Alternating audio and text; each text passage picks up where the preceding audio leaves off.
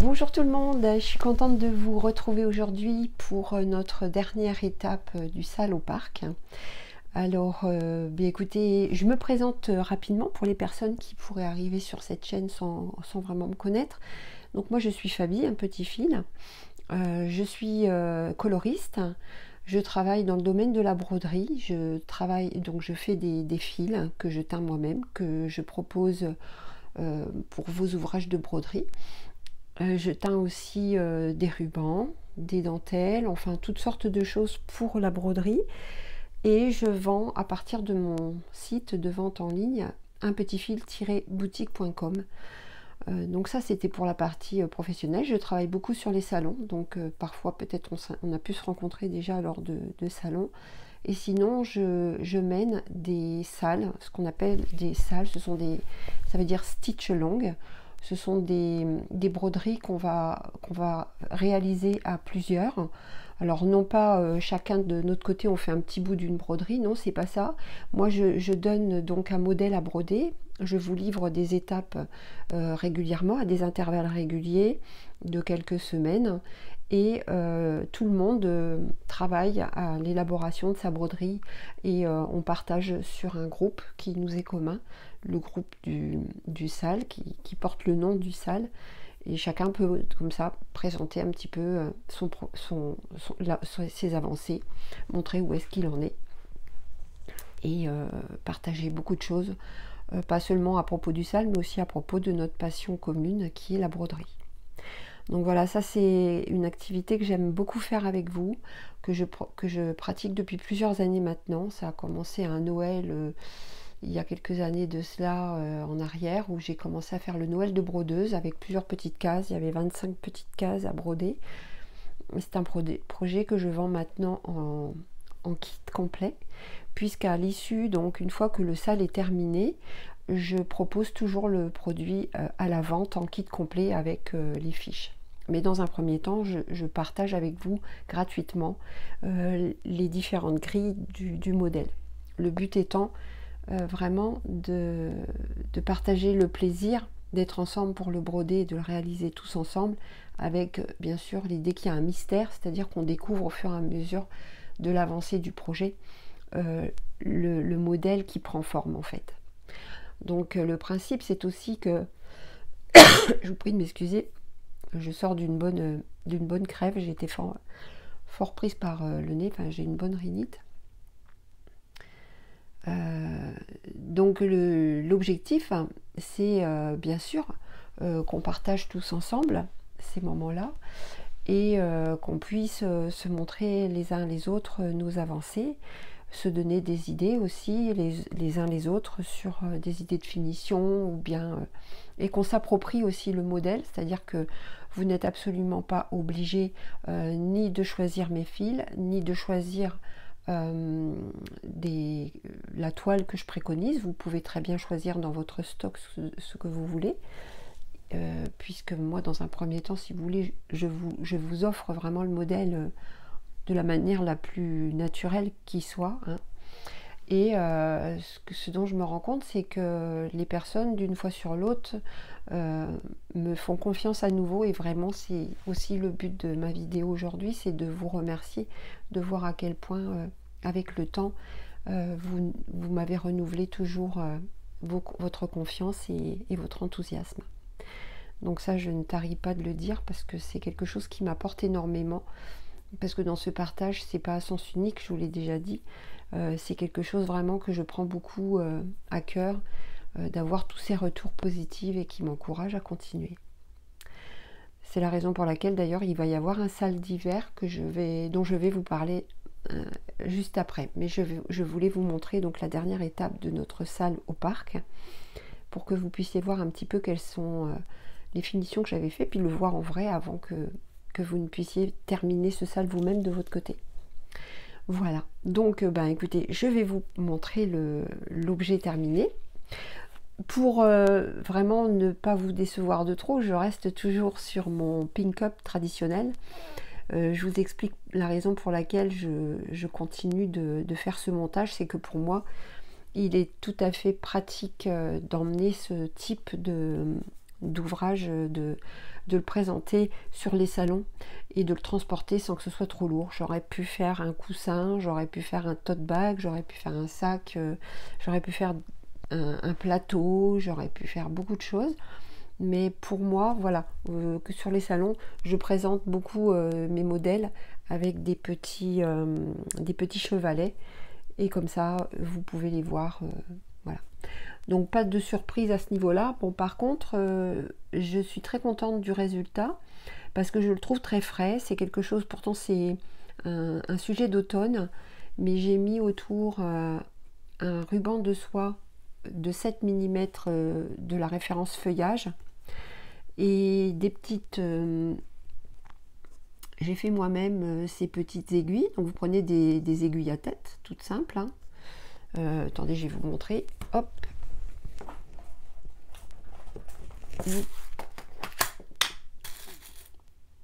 Voilà, vous prenez tout simplement une petite aiguille à tête, vous y glissez une petite rocaille. Bon, moi j'ai glissé là une petite, c'est un peu plus gros qu'une rocaille, et puis ensuite vous mettez soit une petite perle, une petite toupie, et vous faites vous-même vos aiguilles que vous allez piquer dans le carton plume, puisque moi j'utilise du carton. Vous pouvez trouver sur internet ou bien dans un textile loisir, un Mondial Tissu ou un magasin de loisirs créatifs, que sais-je.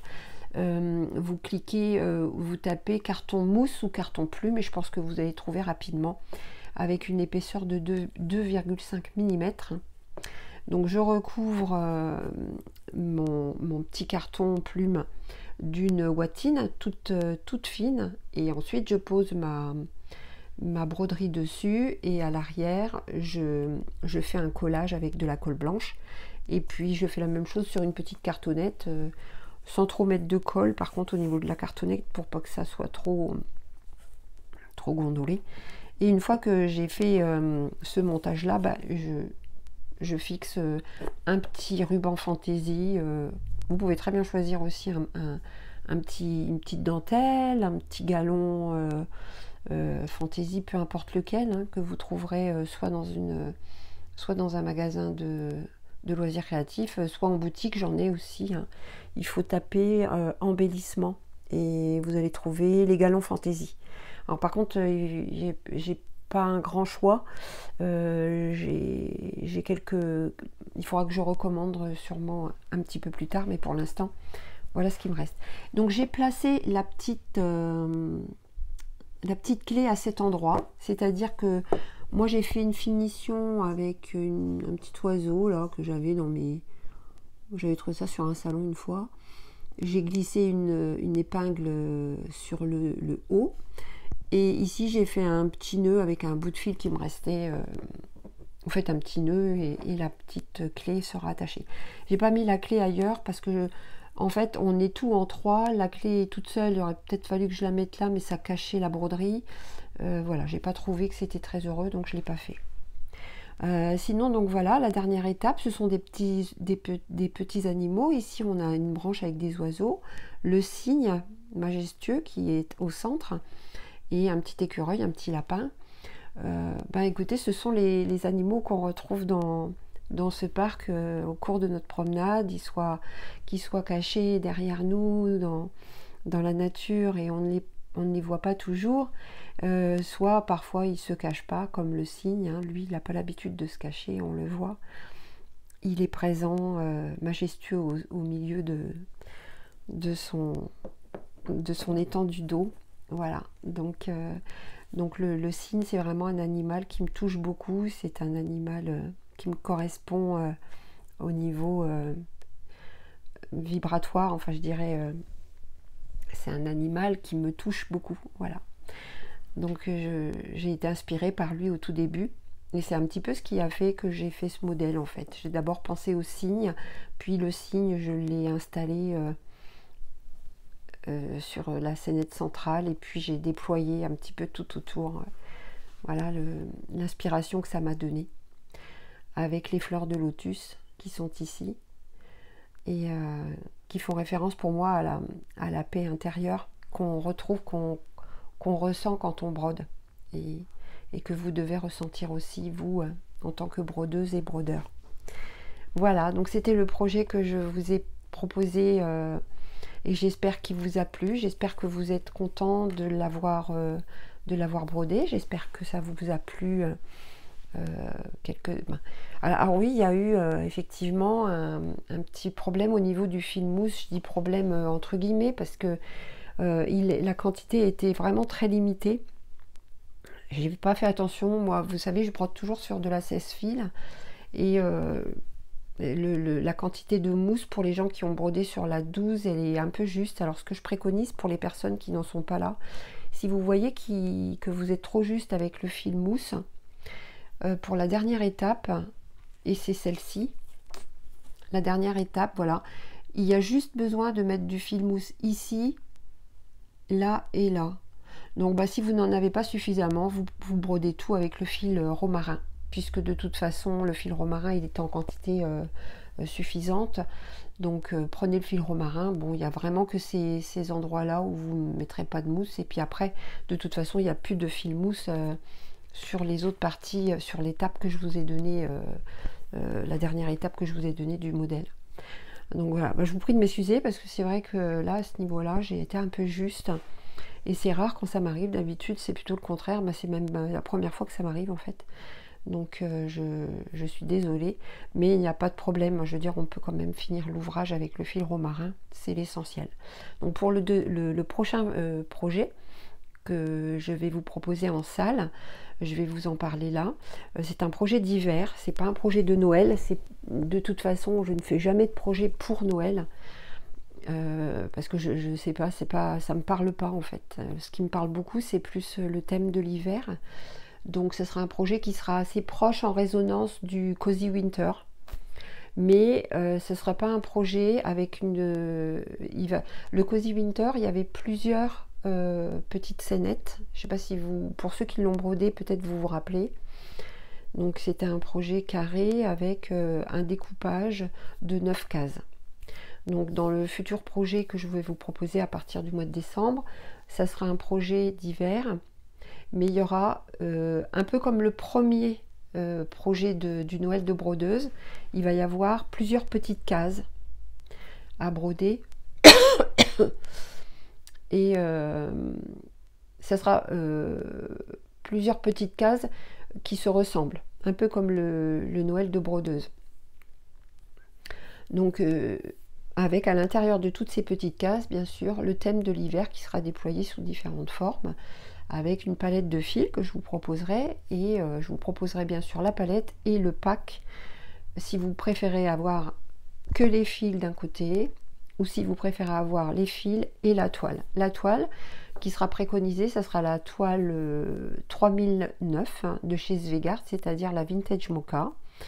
J'ai regardé un petit peu les autres toiles, mais j'ai préféré rester sur cette toile là parce que je pense qu'elle est plus adaptée à un projet d'hiver, pour tout du moins ce que je vais faire par rapport à mes fils, par rapport aux fils que je vais choisir de broder.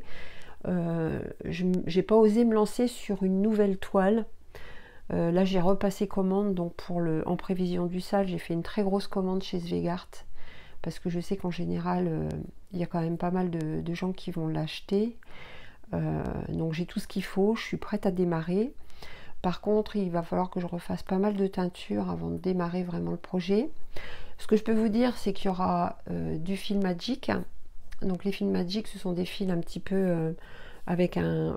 ce sont les derniers fils que j'ai fait, qui sont avec un tout petit peu de doré dedans, d'argenté dedans. Donc ces fils-là, que je vais mettre à l'intérieur, je peux pas vous donner encore la liste. Je pense que le mieux ça sera que je vous refasse une petite vidéo de toute façon je vous ferai une vidéo d'annonce quand le projet sera prêt à être en précommande. Donc la précommande, j'ai quand même les dates, j'ai déterminé des dates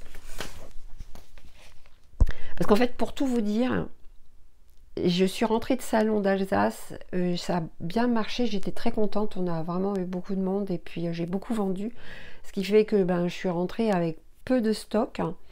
J'ai beaucoup de réassorts à faire, mais par contre, aussitôt que je suis rentrée, je suis tombée malade. j'ai attrapé une bonne grosse rhino avec beaucoup de fièvre, donc en fait j'ai perdu beaucoup de temps à pas pouvoir travailler. Et en même temps, il faut aussi que je me repose. Ça, c'est vraiment important. Il faut aussi que je prenne des temps de...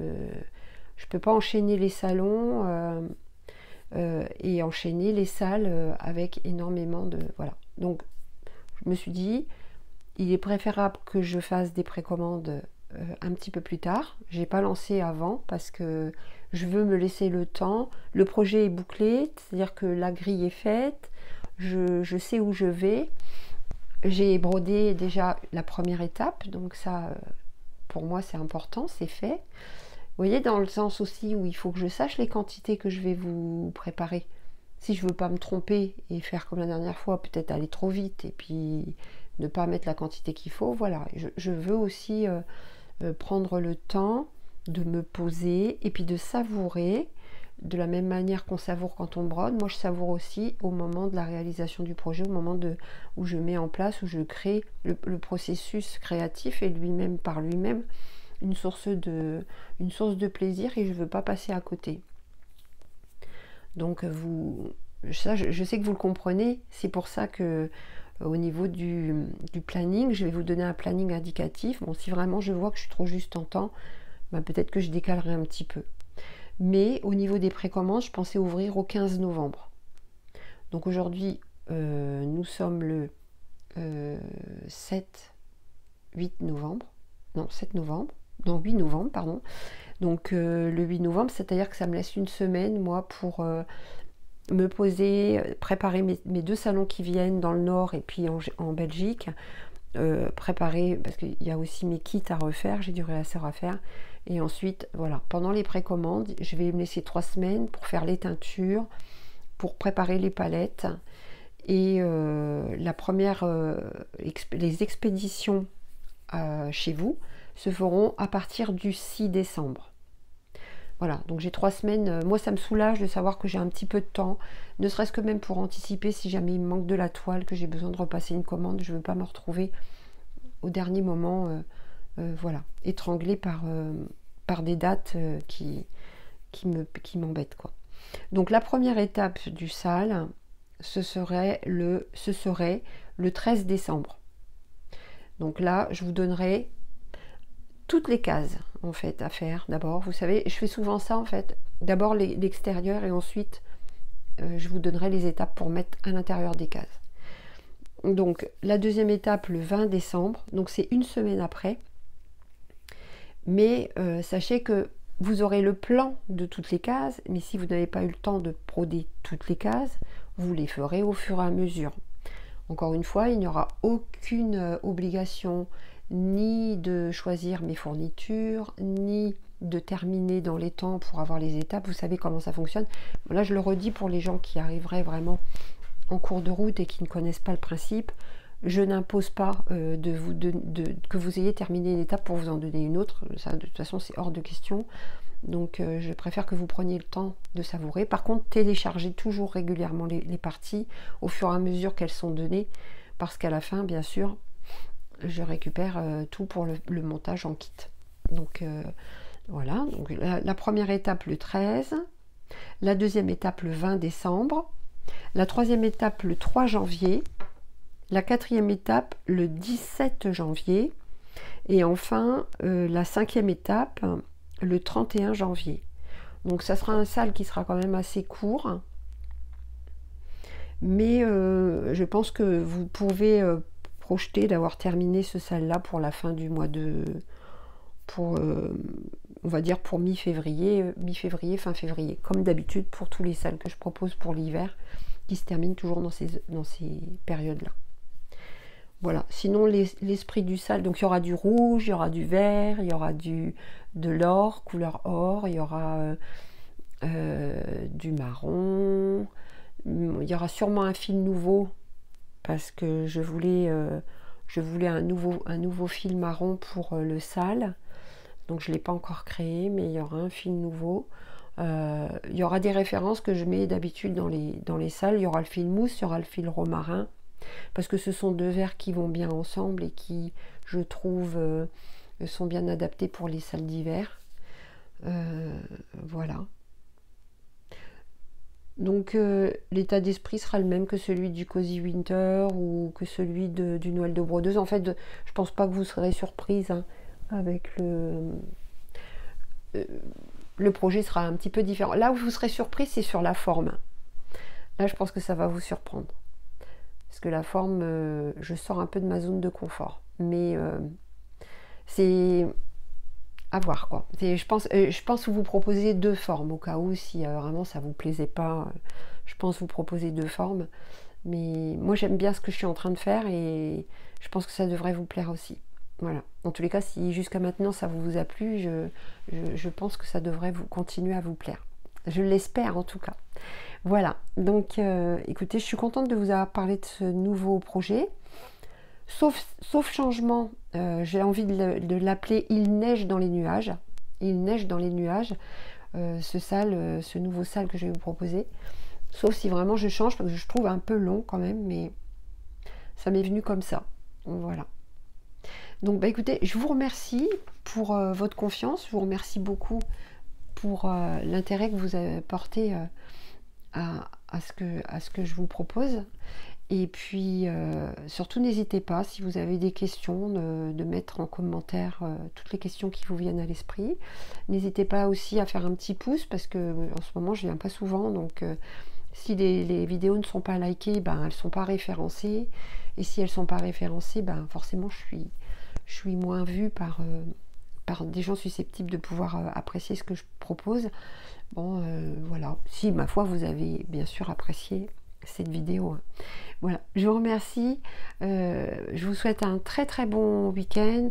Je vous souhaite beaucoup de plaisir à broder la dernière étape du sale, que je vous remontre. Et puis, je vous dis à très bientôt pour continuer les aventures avec un petit fil. À bientôt et puis bonne journée à tous. Au revoir.